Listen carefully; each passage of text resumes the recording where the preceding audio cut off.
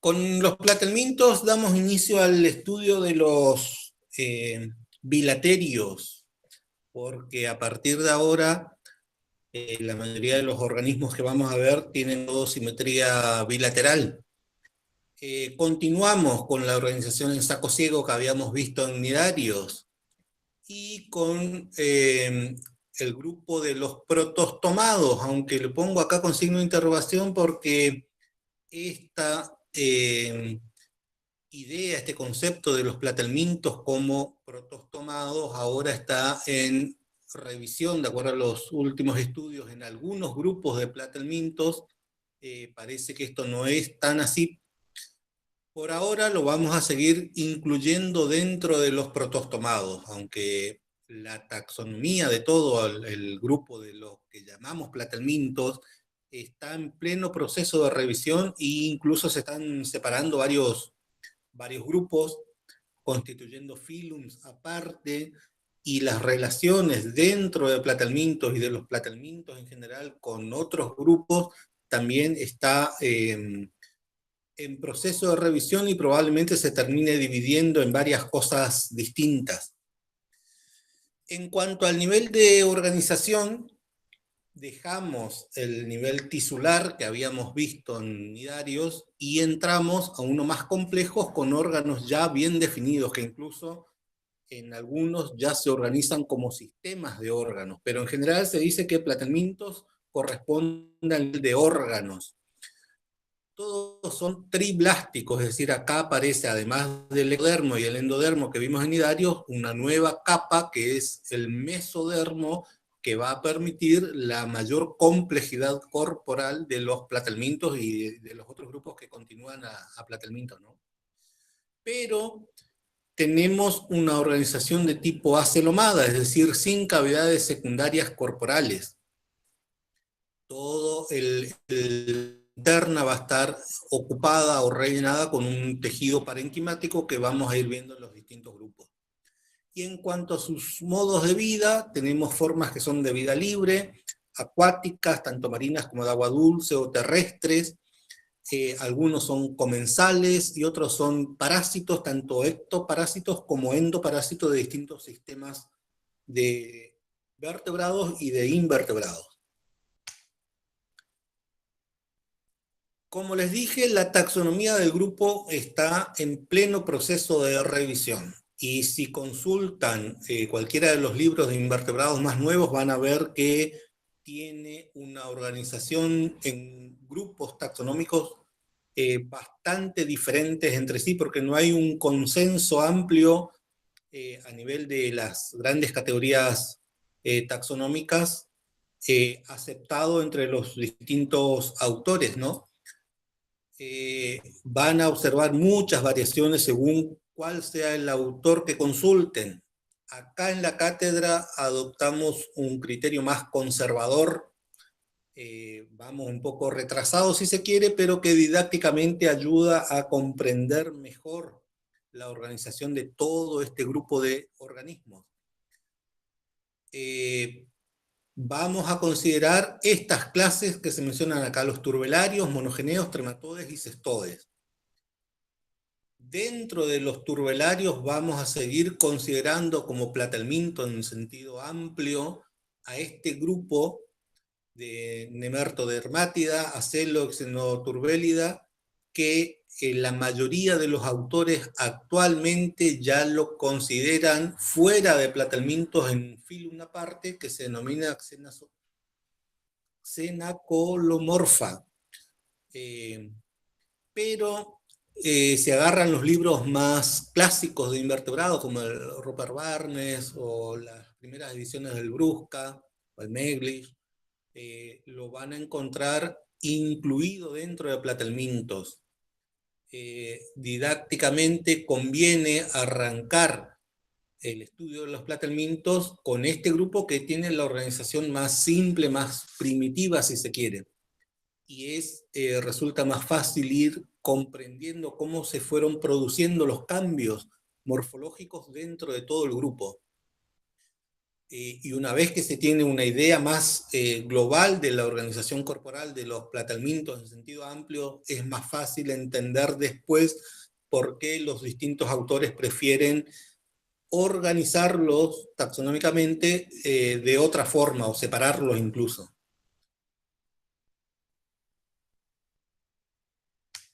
Bien, arrancamos con los turbelarios.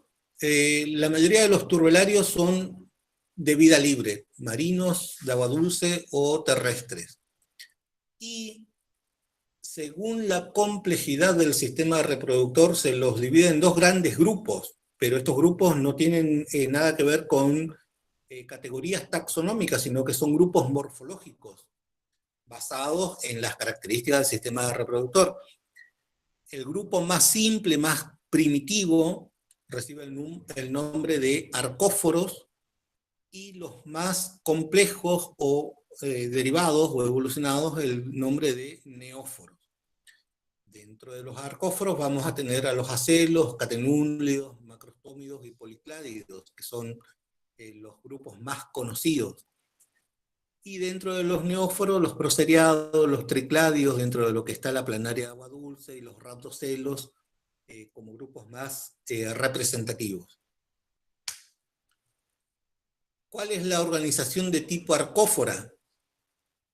En los acelos, que son los más simples y primitivos, tenemos una ausencia de gónadas definidas. Las células germinales, tanto masculinas como femeninas, se encuentran dispersas en el parénquima que forma el cuerpo de estos organismos, carecen de conductos o gonoductos, tanto espermioductos como oviductos, de modo tal que en el caso de los espermatozoides que se forman, por ejemplo, tienen que migrar a través del parénquima hasta una especie de saco que actúa como vesícula seminal y que conecta con el órgano copulador que recibe el nombre de pene o cirro también. Y la parte correspondiente al sistema femenino también va a estar formado por células germinales dispersas en el parénquima, con una especie de saco o bolsa copuladora que se ubica en la parte media del cuerpo y que va a recibir en teoría los espermatozoides cuando se produce la cópula, es decir, a pesar de que son hermafroditas, lo normal es que ocurra fecundación cruzada.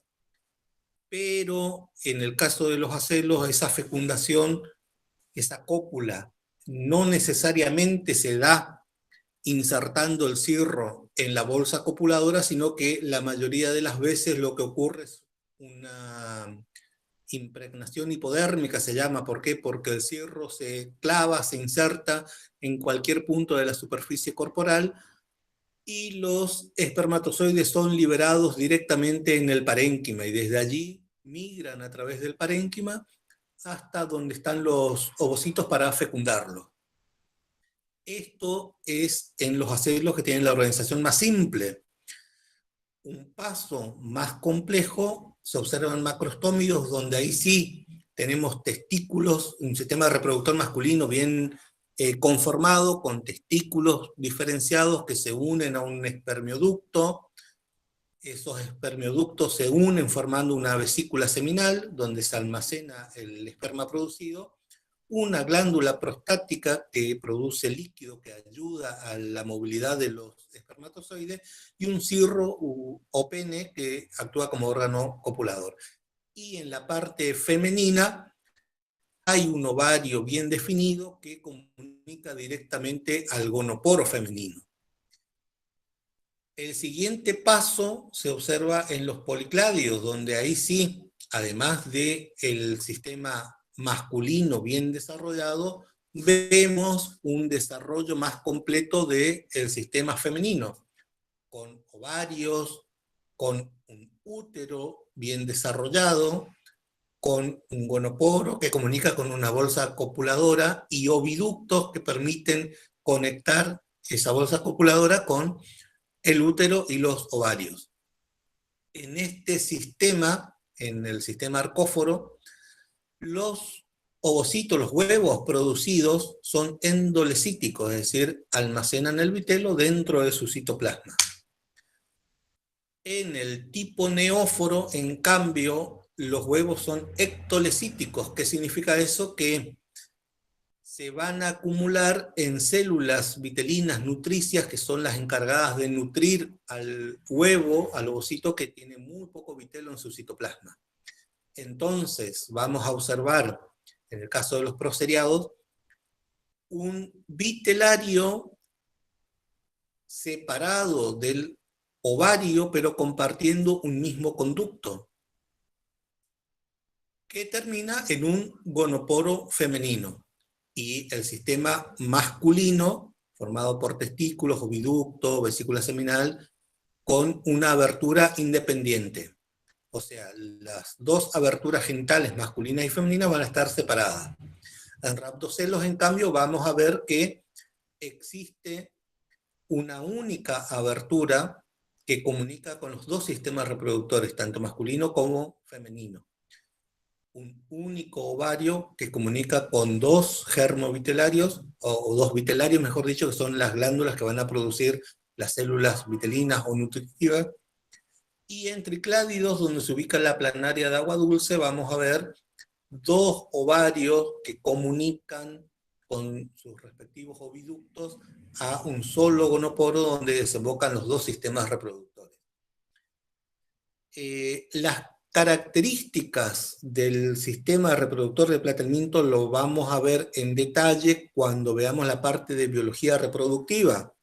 En el primer teórico de biología reproductiva vamos a ver la organización anatómica de las gónadas del sistema reproductor de todos los grupos de manera comparada. Entonces ahí vamos a ver bien en detalle cada una de las partes del sistema reproductor, tanto masculino como femenino, no solo de Platelminto, sino también de los otros grupos. Acá vemos cuáles fueron los principales cambios que se producieron nomás. En la pared corporal de los turbelarios vamos a encontrar algunas variaciones en los distintos grupos. En las formas más simples, como son los acelos, vamos a observar una epidermis ciliada con los núcleos celulares hundidos en el parénquima. Debajo de la epidermis no hay membrana basal, como sí se observa en el resto de los turbelarios. Las células epidérmicas están directamente en contacto con las capas musculares que se disponen, formando una capa circular externa y longitudinal interna, y a continuación se ubicaría el parénquima. Esto es en acelos. En macrostómidos, en cambio, vemos ya una lámina basal bien desarrollada que incluso incluye a la capa muscular circular externa.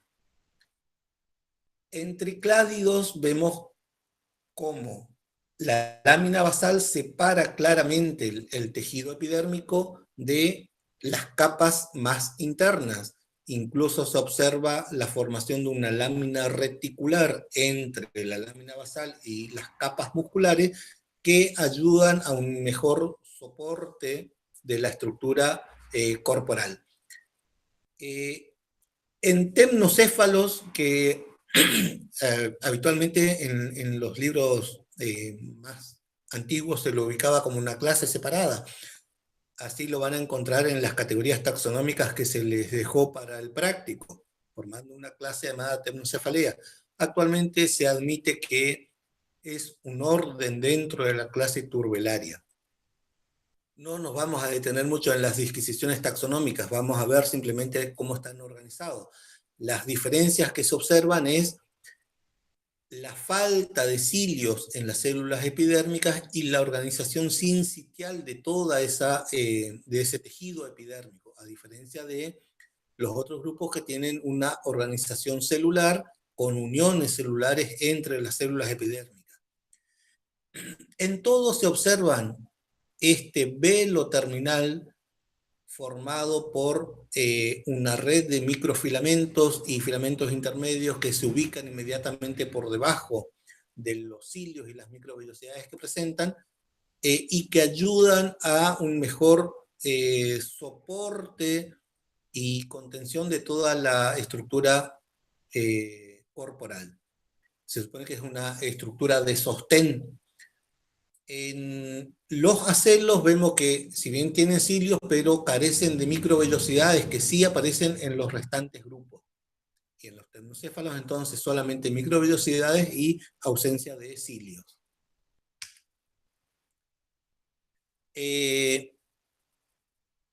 Bien. Otra de las características distintivas de los turbelarios es la presencia de células glandulares que comunican con esa epidermis, que pueden estar o ser células que forman parte de la epidermis, o tener el cuerpo celular hundido en el parénquima y comunicar al exterior por un corto cuello. Cualquiera de las dos formas, estas glándulas lo que van a hacer es producir unas estructuras en forma de bastones o en forma alargada, formada por numerosas laminillas concéntricas, que cumplen, reciben el nombre de rhabdites y cumplen un montón de funciones. Por un lado, ayudan a lubricar la superficie sobre la que se desplazan, facilitando la locomoción. En las especies terrestres y de agua dulce, ayudan a evitar desecación cuando quedan libres del agua. También ayudan en el proceso de alimentación, permitiendo una rápida ingestión de las presas. También participan en el mecanismo defensivo, ya que en muchos casos tienen sustancias que resultan repelentes o tóxicas para los depredadores, entonces de esa forma participan como defensa de los turbelarios, es decir, cumplen varias funciones. La musculatura que presentan es de tipo lisa y se disponen, como ya dijimos, en forma de una capa circular externa y longitudinal interna. Pero en los grupos más con especies de mayor tamaño aparecen capas musculares adicionales en forma de músculos diagonales o incluso dorsoventrales que unen la parte dorsal con la ventral, contribuyendo a dar un mayor sostén y movilidad al cuerpo, ¿no? Por ejemplo, en el caso de los tricládidos que se observa en este corte, estos son los músculos dorsoventrales que unen la superficie dorsal con la ventral. En el parénquima, lo que vamos a observar son células parenquimáticas propiamente dichas y una matriz extracelular más o menos desarrollada, según los distintos grupos. Está muy poco desarrollada en los acelos, como pueden ver en este corte. Prácticamente las células parenquimáticas están en contacto unas con otras. O en el caso de los catenúlidos, que puede estar muy desarrollada, con muy pocas células parenquimáticas, de modo tal que adquiere las características incluso de un pseudoceloma, por la cantidad de líquido que contiene esa matriz extracelular. Normalmente, en esa matriz vamos a encontrar células parenquimáticas fijas, que se supone que dan un mayor sostén corporal a los platelmintos, más las células epidérmicas de reemplazo, que todo lo que tenga que ver con procesos de regeneración está muy desarrollado en los platelmintos en general. Entonces, ante situaciones de lesiones o pérdidas de las células epiteliales epidérmicas, estas células de reemplazo migran hacia la superficie y restituyen las células faltantes. Y también hay células llamadas neoblastos, que son totipotenciales y pueden dar origen o diferenciarse en cualquiera de los otros tipos celulares, incluso participan activamente en el proceso de reproducción asexual, que vamos a ver un poquito más adelante. Bien, en cuanto al sistema digestivo, tienen organización en saco ciego, como dijimos, y está formado por una boca, una faringe y un intestino ciego. En los acelos, que son las formas más simples, la boca comunica con una... No hay faringe, comunica directamente con el intestino, que es sincitial. En los rhabdocelos ya hay un intestino con cavidad bien formada.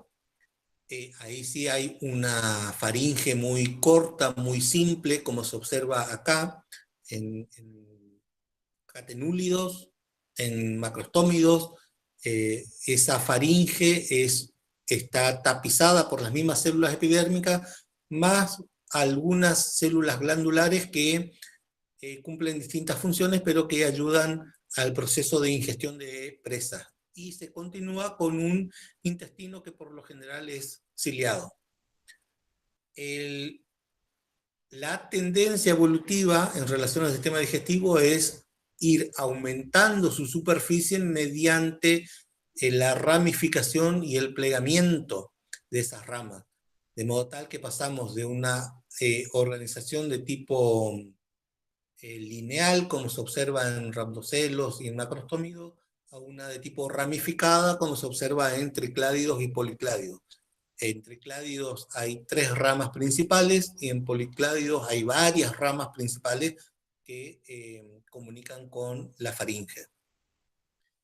En estos grupos la faringe sufre una modificación adicional, formándose una faringe de tipo plegada, vaginable, como se observa en algunos políclados y planarias, que puede ser evertida fuera de la abertura bucal durante el proceso de alimentación, o puede adquirir una forma bulbosa, como se observa en temnocéfalos, con una musculatura propia bien desarrollada, más adaptada a la succión de líquidos que a la eversión para captura de presas. Asociadas a esa faringe aparecen glándulas unicelulares que en algunos casos, como en el caso de los temnocéfalos, está contenida en las mismas paredes de la faringe, o el cuerpo celular puede permanecer en el parénquima y solamente los conductos ingresan a la faringe propiamente dicha. En cuanto al transporte interno, carecen de un sistema de transporte. El transporte se realiza por difusión a través de los líquidos tisulares que bañan los distintos tejidos que presentan. También carecen la mayoría de un sistema excretor, aunque en algunos grupos hay desarrollado un sistema protonefridial, que es un sistema que participa más del proceso de osmorregulación que de excreción. La excreción se realiza en términos generales por la superficie corporal, siendo el amonio el principal producto de desecho nitrogenado, que es muy soluble en agua y que difunde directamente hacia el exterior. Y el sistema protonefridial se utiliza más para procesos de osmorregulación, está más desarrollado en las formas de agua dulce. ¿Cómo está formado ese protonefridio?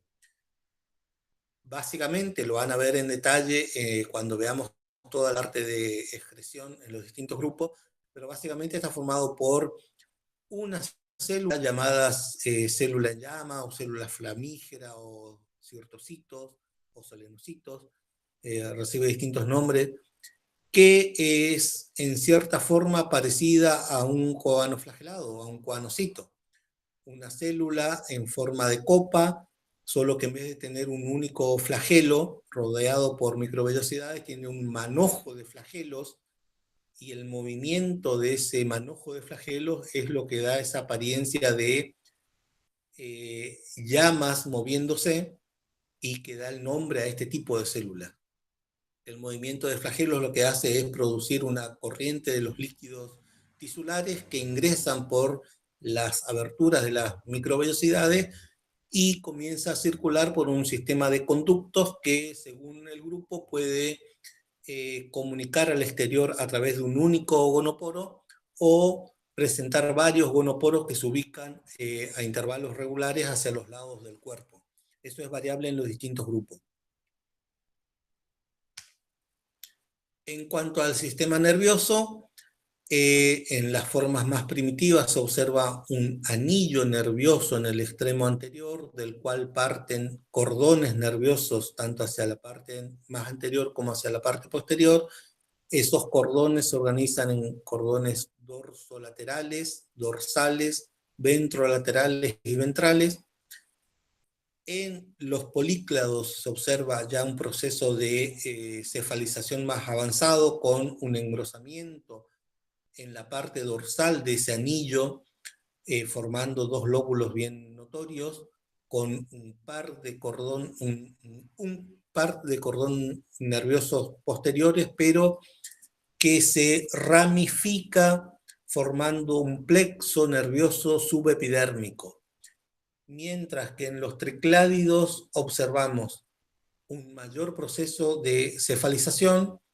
Normalmente sobre los lóbulos cefálicos hay ocelos o copas pigmentarias bien notorias, con dos cordones nerviosos posteriores que se unen a intervalos regulares por comisura y dan el aspecto de una escalera de cuerdas, como vulgarmente se dice a este tipo de organización del sistema nervioso. En cuanto a la reproducción, como habíamos dicho, tienen la capacidad de multiplicarse de manera asexual. En este caso hay dos mecanismos involucrados. Uno denominado paratomía, que se observa principalmente en los catenúlidos, y otro denominado arquitomía, que es el que se observa comúnmente en las planarias de agua dulce. En la paratomía se observa un proceso de diferenciación de los organismos antes de separarse entre sí, de modo tal que en determinado momento se observa una cadena de zooides, como se denomina a estos individuos que están en proceso de diferenciación. Cuando la diferenciación está bastante avanzada, cada uno ya tiene su sistema digestivo y su sistema nervioso ya bastante desarrollado, se produce la separación de los individuos y cada individuo lleva una existencia independiente. En la arquitomía, en cambio, lo que ocurre es primero un proceso de fisión o fragmentación que puede normalmente darse de manera natural. A veces lo que ocurre es un proceso artificial o accidental, digamos, de fragmentación, que es una ruptura de tipo accidental del cuerpo, como sea. Después de ese proceso de fragmentación, cada uno de los fragmentos es capaz de regenerar las partes que le faltan. En el caso de un fragmento del extremo anterior, va a regenerar la parte posterior del cuerpo. Si es un fragmento de la parte media, va a regenerar tanto el extremo anterior como el posterior, y un fragmento de la parte posterior solamente va a regenerar el extremo anterior del cuerpo. Pero este proceso de diferenciación se da después de la separación de esas partes. En cuanto al desarrollo, se observan variaciones según sea de tipo arcóforo o neóforo. En los de tipo arcóforo, como le había dicho, el vitelo se almacena dentro del lóbulo, dentro del ovocito. Y el proceso de segmentación va a generar en los acelos, en las formas más primitivas, una gástrula por epibolia, de modo que vamos a tener un conjunto de micrómeras que crecen sobre las macrómeras que se mantienen unidas entre sí, formando una estructura, una gástrula maciza. Las células mesenquimáticas que van a dar origen al parénquima van a migrar de las micrómeras, y el resultado va a ser la organización típica de los acelos con un ectodermo, una epidermis ciliada que deriva de estos micrómeros, un intestino sincitial que deriva de los macrómeros, y entre ambos una capa de células del parénquima que va a representar el mesodermo. En otros grupos de arcóforos, en cambio, hay un proceso de gastrulación por invaginación. Eso va a dar origen a una gástrula hueca con un arquenterón, donde va a haber un blastoporo bien diferenciado, que va a dar origen a la boca y la parte del fondo del arquenterón al intestino. Entre ambas capas, ectodermo y endodermo, se van a formar las células del mesénquima o del parénquima por migración tanto de células del ectodermo como del endodermo. Y en los neóforos, dijimos que tienen huevos de tipo ectolecitos. ¿Por qué? Porque el cigoto tiene muy poco vitelo.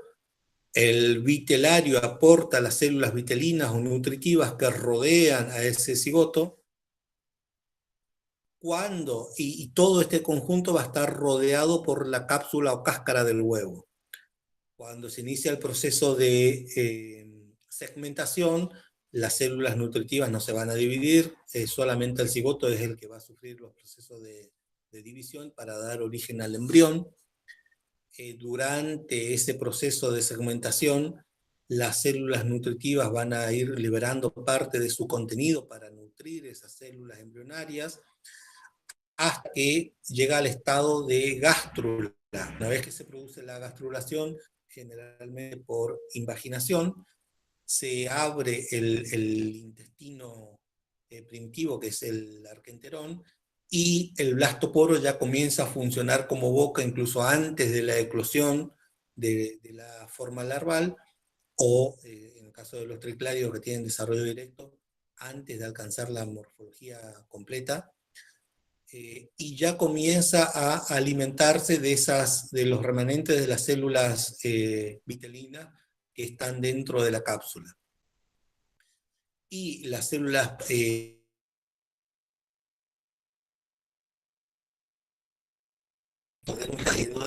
van a derivar tanto del... Disculpe, profe, pero se tildó eso último, ¿podría repetir?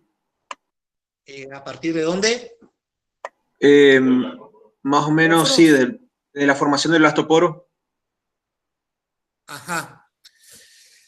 En el blastoporo, en los neóforos, se forma por invaginación generalmente. Esto es lo que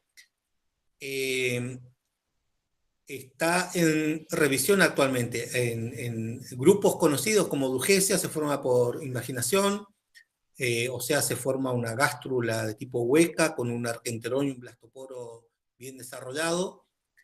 Ese arquenterón va a funcionar como intestino incluso antes de completar su desarrollo, alimentándose de las células vitelinas que permanecen dentro de la cápsula del huevo, hasta completar el desarrollo y salir como un juvenil, porque en el caso de las planarias hay un desarrollo de tipo directo. En otros turbelarios marinos hay un desarrollo indirecto con la formación de una larva ciliada. Lo van a ver en detalle en la parte de biología reproductiva, los tipos de larvas que presentan los turbelarios de vida libre. Normalmente es una larva ciliada que posteriormente sufre un proceso de metamorfosis. Pero a medida que avanza el estudio en distintos grupos de turbelarios, este proceso es lo que hace dudar de la condición protostomada de todo el grupo de lo que actualmente se denomina platelmintos en sentido amplio. En algunos grupos los patrones de desarrollo embrionario son bastante atípicos, y eso hace o da herramientas para reconsiderar todas las relaciones filogenéticas entre los distintos grupos de platelminto y las distintas propuestas que hay de separarlos en grupos y en clados totalmente diferentes. Por ahora nos vamos a quedar con la postura más conservadora y posteriormente veremos cómo avanzamos. En el caso de los temnocéfalos, como les dije, antes se los consideraba una clase separada, actualmente se admite que forma parte de los turbelarios, se diferencian del resto de los turbelarios por presentar un extremo anterior con 5 tentáculos y un extremo posterior con una ventosa posterior bien desarrollada. Con esta ventosa viven adheridos a la superficie de sus hospedadores, son comensales de caracoles y de artrópodos acuáticos. Muy frecuente acá en nuestra zona, se lo encuentra sobre los caracoles pomacea, sobre las cucarachas de agua, sobre los caracoles, los cangrejos de río. Tienen una diversidad de hospedadores bastante grande. Se fijan a esos hospedadores mediante esa ventosa, que también tiene un conjunto de glándulas adhesivas que le permiten una mejor adherencia. Tienen la boca en la superficie ventral unida en algunos casos a una ventosa oral, en otros se continúa directamente con una faringe bastante muscularizada, que continúa con un intestino de forma variable, que tiene importancia para la identificación de las distintas especies de temnocéfalos, y un sistema reproductor de tipo neóforo. En general se considera que son omnívoros, pueden alimentarse tanto de las secreciones mucosas que producen los hospedadores, como del perifitón y los otros organismos que crecen sobre la superficie de sus hospedadores, pero aparentemente no causan ningún daño al hospedador, por eso se lo consideran epibiontes o comensales. Cuando encuentran una cucaracha de agua o un caracol pomacea, normalmente son bien visibles los huevos de los temnocéfalos, que tienen un tamaño apreciable a simple vista, y eso les da las pistas como para buscar un poco más y encontrar los adultos, que suele ser más difícil de observar que las masas de huevos que dejan sobre sus hospedadores. Hasta ahí la parte de turbelarios. Pasamos a la clase monogenea. Estos son ectoparásitos de peces, anfibios y reptiles. En estos hospedadores pueden encontrarse parasitando las cavidades branquiales en los peces, sobre los filamentos branquiales, por ejemplo, en anfibios y reptiles, en la cloaca o en la cavidad urinaria, incluso pasar a la cavidad celómica. En términos generales, en un monogeneo se reconocen un extremo anterior o cabeza, donde normalmente se observan glándulas adhesivas. A veces hay una boca rodeada de una ventosa oral. Esa boca comunica con una faringe y con intestino ramificado de forma variable según la especie.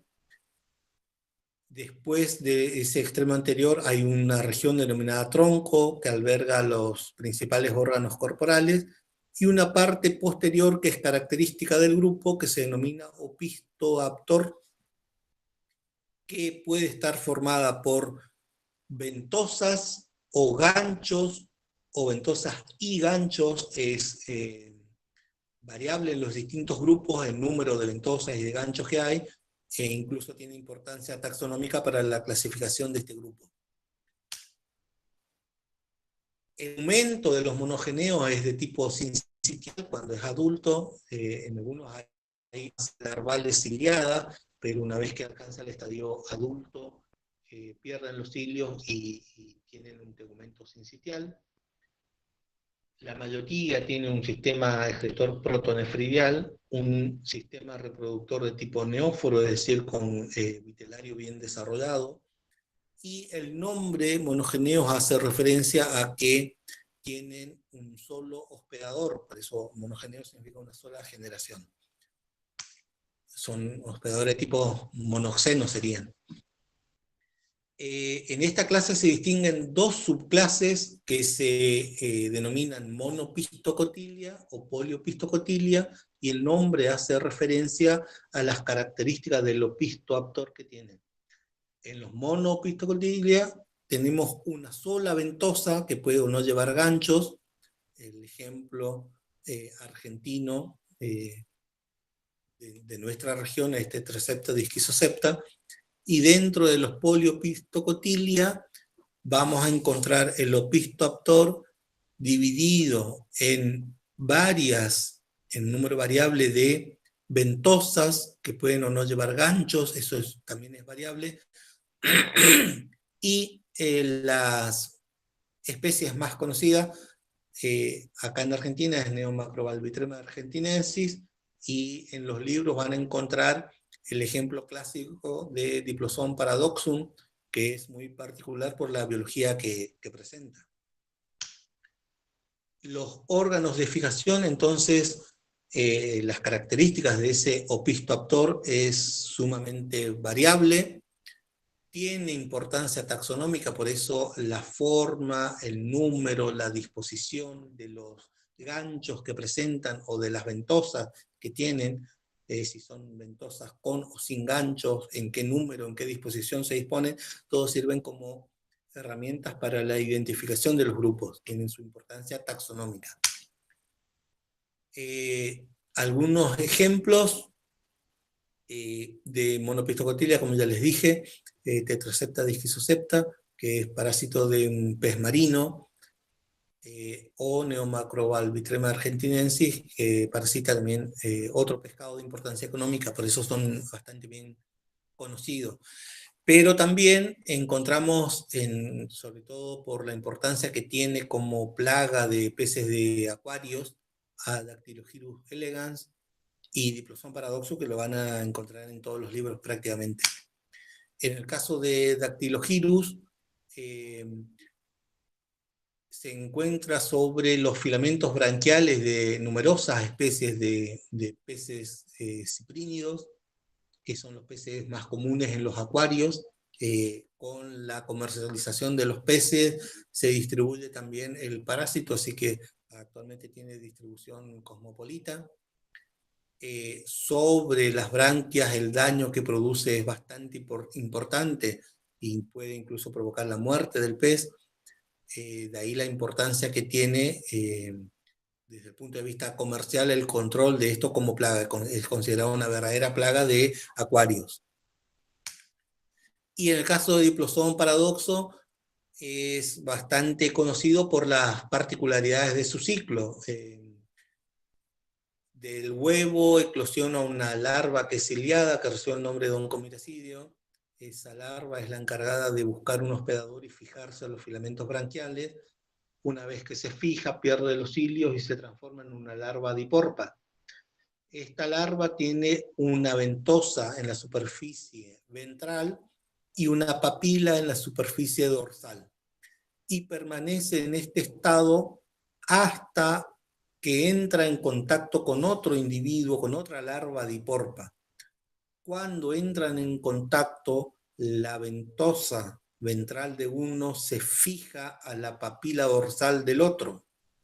Y una vez que se produce esa fijación, se desencadena todo un proceso de metamorfosis que provoca que los dos individuos maduren sexualmente, pero queden fusionados tan íntimamente que los órganos de uno se comparten con los del otro individuo, de manera que hay una unión a nivel tisular, como si fuese un injerto de un individuo con el otro. Una vez que están en este estado ya no se separan nunca más, y comienza la producción regular de huevos que van a completar el ciclo, digamos. Los detalles del ciclo lo van a ver bien más adelante cuando veamos la parte de biología reproductiva. Ahora se los comento como una particularidad de este grupo. Así se ven en estado adulto, los dos cuerpos de los individuos originales unidos por la parte media. Pasamos ahora a la clase Trematoda o Digenea, como también se los denomina. En este caso son todos endoparásitos de vertebrados, y el nombre Digeneos hace referencia a que presentan dos generaciones o que tienen que pasar por dos hospedadores, a veces más de dos hospedadores, pero bueno, la idea son dos generaciones antes de llegar a adultos. El primer hospedador siempre se trata de un caracol, el segundo hospedador cuando existe es un artrópodo, y el hospedador definitivo siempre es un vertebrado. Normalmente son hermafroditas, aunque hay algunos que son especies dioicas con sexos separados. La organización corporal, en cuanto a anatomía externa, presentan cuerpos por lo general alargados y aplanados, como la mayoría de los platelmintos, con una boca que se abre en el extremo anterior, rodeado de una ventosa oral.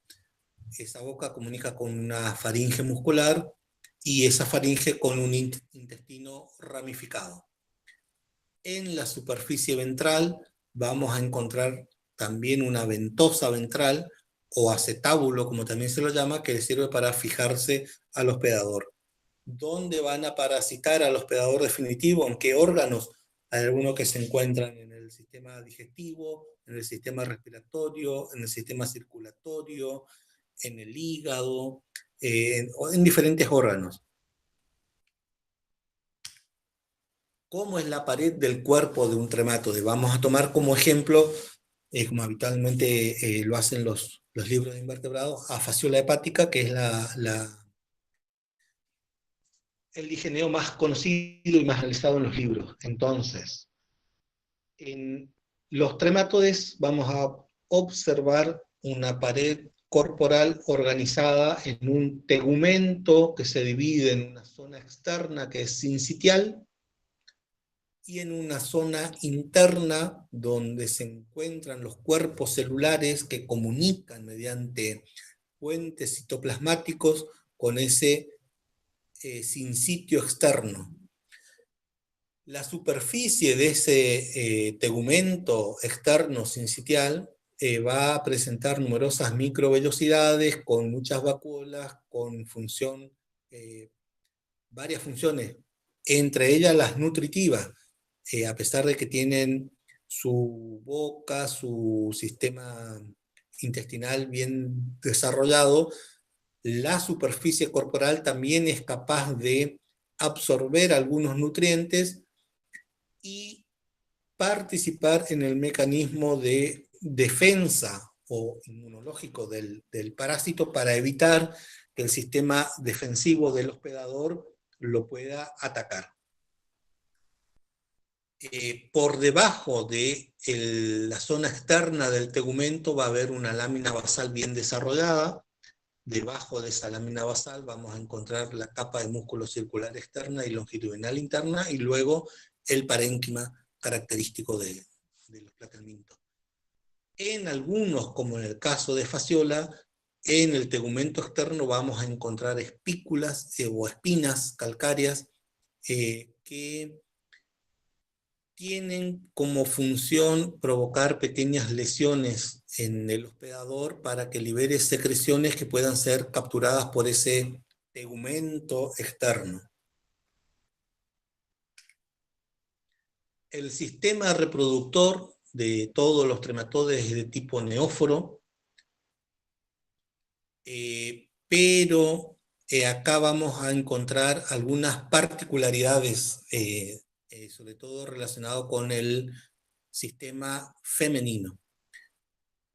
El ovario va a comunicar con su oviducto a una cámara especial que recibe el nombre de ootipo. Ese ootipo está rodeado de una serie de células glandulares que en conjunto reciben el nombre de glándula de Melis, que va a ser la responsable de formar la cápsula o la cáscara del huevo. A ese ootipo van a llegar los conductos de las glándulas vitelógenas. En algunos hay un corto conducto que comunica con el exterior que se denomina canal de Laurer y que muchos postulan que es una vagina. En algunos grupos incluso hay trabajos que afirman demostrar que se comporta como vagina, otros sostienen que es una vagina vestigial, como sea, está presente. Y desde el ootipo va a salir un útero que va a finalizar en un atrio genital junto con la desembocadura del sistema masculino, que se ubica por lo general en el extremo anterior entre las dos ventosas, la oral y la ventral. Este es el ciclo general de fasciola hepática, simplemente para mostrarlo nomás, a qué hace referencia el nombre de digenero, las dos generaciones que presentan. Del huevo va a nacer una larva que es ciliada, que se llama miracidio. Esta larva tiene que buscar un caracol. Generalmente hay mucha especificidad en los distintos trematoides sobre qué caracol actúa como hospedador intermediario. Una vez que ingresan al caracol, se transforman en esporocistos. Esos esporocistos, por reproducción asexual, dan origen a otra forma larval que se denomina redia. Una vez que ingresa al caracol, los miracidios pierden los cilios, y a partir de acá vamos a tener una condición sin cilios y con epidermis sincitial, como se observa en el adulto. Esas redias son las que van a abandonar el caracol. En el caso de fasciola, las redias suben a la vegetación, se enquistan y ahí esperan a ser comidos por los herbívoros. Una vez que son comidos, los jugos digestivos digieren la cubierta del quiste donde se encuentra y se liberan las cercarias, que las metacercarias serían en este estado, que se transforman en adultos, atraviesan la pared intestinal y se dirigen a los órganos que habitualmente parasitan. En el caso de fasciola hepática se dirige al hígado, de ahí el nombre de fasciola hepática. Según otras especies van a ir a otros órganos. Y ahí van a completar el ciclo. Como les dije, no todos los tremátodes son hermafroditas. En el caso de esquistosoma tenemos machos y hembras separados. El macho tiene la particularidad de tener en su superficie ventral un canal o surco ginecóforo, canal ginecóforo, surco ginecóforo, como se lo llama, donde se va a alojar la hembra una vez que entra en contacto macho y hembra. La hembra va a quedar alojada de manera permanente dentro de ese canal ginecóforo.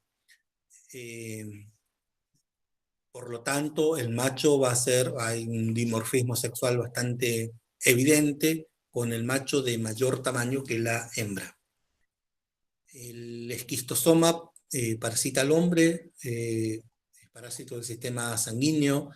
Hay distintas especies que se localizan en distintas partes del sistema circulatorio. Lo van a ver en detalle más adelante, las características del ciclo y todo eso, y los daños que provoca. Pero bueno, se alimenta de la sangre nuestra, digamos. Así se ve en detalle el extremo anterior del macho, con la boca rodeada de su ventosa ventral, y la ventosa oral y la ventosa ventral o acetábulo cerca del extremo anterior, y esta es la hembra de tamaño mucho más reducido, alojada dentro de su canal ginecóforo. La última clase que nos toca ver es la de los cestodes, o las llamadas tenias o lombrices solitarias. Son todos endoparásitos del tubo digestivo de vertebrados.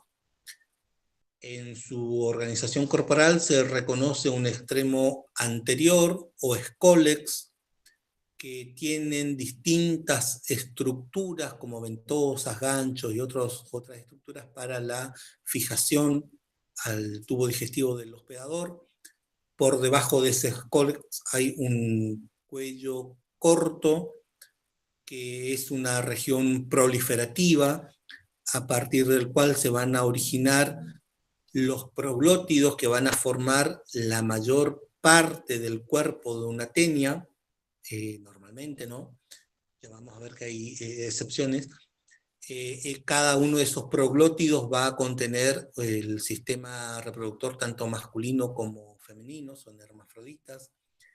Los primeros proglótides más cercanos al cuello son inmaduros, y a medida que se van alejando van madurando todo el sistema reproductor, y en los últimos vamos a encontrar proglótidos grávidos, como se denominan, porque ya están llenos de huevos fecundados. Las estructuras de fijación que observamos en el Scolex pueden ser una corona de ganchos, en ese caso se habla de un rostelo, como se observa en Taenia solium, por ejemplo. Puede haber, además del rostelo, ventosas, o solamente ventosas, como se observa en Taenia saginata, o hendiduras, como se observa en Diphyllobotrium. Esas hendiduras reciben el nombre de botrios, o botridios, como se observan en algunos, que son expansiones foliáceas. Es decir, las combinaciones pueden ser bastante variables en los distintos grupos de tenias. Según tengan o no espinas en el Scolex, vamos a hablar de tenias armadas cuando tienen, o inermes en el caso de que carezcan de espina y tengan otras estructuras de fijación. ¿Cómo es la pared corporal de un cestodo? Una organización sincitial, con microtricos que son como microvellosidades que aumentan considerablemente la superficie del tegumento y que cumplen funciones nutritivas. Este tegumento es fagocítico, como viven dentro del tubo digestivo de sus hospedadores vertebrados, van a obtener los nutrientes directamente del hospedador, carecen de boca, de faringe, de intestino, como en el resto de los platelmintos. Esa ausencia del tubo digestivo es compensada por el desarrollo de este tegumento adaptado para procesar el alimento. Ese tegumento sincitial va a estar conectado por prolongaciones citoplasmáticas con las células epidérmicas, que van a estar unidas en el parénquima del cuerpo, por debajo de las capas musculares. La disposición de capas musculares siempre es la misma, es decir, circular externa, longitudinal interna. Separando ese sincitio va a haber una membrana basal bien desarrollada. Bien. Vamos a ver algunos ejemplos. En el caso de la Taenia saginata, que es la lombriz solitaria del hombre, es una tenia inerme porque solamente tiene ventosas en el Scolex, puede alcanzar hasta 15 metros, 12 o 15 metros de largo el estróbilo. El Scolex es bastante pequeño y diminuto, cuesta verlo y encontrarlo a veces, y el cuello es bastante corto también. La mayor parte del cuerpo está formada por los proglótidos en distintos grados de maduración. ¿Cómo es el ciclo generalizado de una tenia? Va a haber variaciones en las distintas especies, ¿no? Pero a nivel general, en el caso de tenia, del intestino se van a ir eliminando los proglótidos terminales repletos de huevos, o en algunos casos comienza la liberación de los huevos dentro del mismo intestino, de modo que se liberan los huevos directamente con las heces, como sea. Cuando los huevos o los proglótidos cargados de huevos quedan en la vegetación, dentro del huevo se va a desarrollar el embrión de la tenia, y cuando son consumidos por los herbívoros, vaca, oveja, el mismo cerdo, es decir, cualquier herbívoro que se alimente de los pastos y consuma estos proglótidos grávidos o los huevos liberados, las oncósferas, que son el estadio larval, van a librarse de su cubierta, se van a transformar en un estadio denominado cisticerco, que queda alojado en la musculatura, el tejido muscular de esos herbívoros. Y el hombre se contamina al ingerir esos cisticercos en la carne mal cocida o cruda, entonces eclosiona dentro del tubo digestivo y se convierte en un nuevo organismo adulto. Esta es para que vean la diferencia con Taenia solium, la corona de ganchos que presenta. La forma, el número, la disposición de los ganchos cuando está presente tiene importancia taxonómica para identificar las distintas especies de tenias. En el caso de Diphyllobotrium, que es otra de las tenias muy abundantes en nuestra zona, que parasita perros y gatos circunstancialmente al hombre, pero habitualmente perros y gatos, tiene un ciclo donde participa un hospedador intermediario que son crustáceos, copépodos, ya lo van a ver cuando vean la parte de artrópodos, y se contamina al hombre cuando ingiere carne de pescado cruda. El ciclo comienza con la liberación de los probióticos, los huevos, al agua. Esos huevos van a dar origen a una larva ciliada, que es el coracidio. Esa larva ciliada tiene que ser ingerida por los copépodos. Una vez que es ingerida por el copépodo, atraviesa la pared intestinal del copépodo, se aloja en la cavidad general del cuerpo y se transforma en una larva procercoide. Esa larva procercoide, cuando este copépodo es ingerido por un pez, se libera en la cavidad digestiva del pez, atraviesa la pared del intestino y se dirige hacia los músculos, donde se transforma en una larva plerocercoide. Y el hombre o los otros vertebrados se contaminan o se infectan o adquieren la enfermedad cuando consumen la carne de estos peces con las larvas plerocercoides enquistadas. Todos los nombres de las larvas, las características del ciclo, lo van a ver en detalle en la parte de biología reproductiva. Más frecuente en los perros es Echinococcus granulosum, que es una tenia de tamaño muy reducido, formada solamente por el escólex, un cuello muy corto y lo normal es que tenga solamente 3 proglótidos, uno inmaduro, otro maduro y otro grávido. Este grávido, a medida que va madurando los huevos, se va desprendiendo, entonces siempre va quedando solamente 3 proglótidos. Y es el responsable de la hidatidosis que se observa en el hombre. El ciclo normalmente ocurre entre el perro y algunos animales herbívoros. El estadio larval recibe el nombre de quiste hidatídico y se desarrolla cuando el hombre ingiere accidentalmente los huevos liberados por los perros, las mascotas. Ese quiste hidatídico puede desarrollarse en distintos órganos y tejidos, esperando en condiciones normales, prefiere alojarse en el hígado de los herbívoros para ser consumido por los cánidos y completar el ciclo, pero el hombre, al ser un hospedador accidental, puede adquirir esta enfermedad que recibe el nombre de hidatidosis por la presencia de esos quistes hidatídicos en distintos órganos del cuerpo. Esta es otro ejemplo de tenia que van a ver en el práctico, seguramente, que es abundante en las ovejas, Thysanosoma actinoides. Anoplocephala perfoliata, que es la tenia habitual en el caballo. Los daños que puede provocar en el caballo es bastante importante.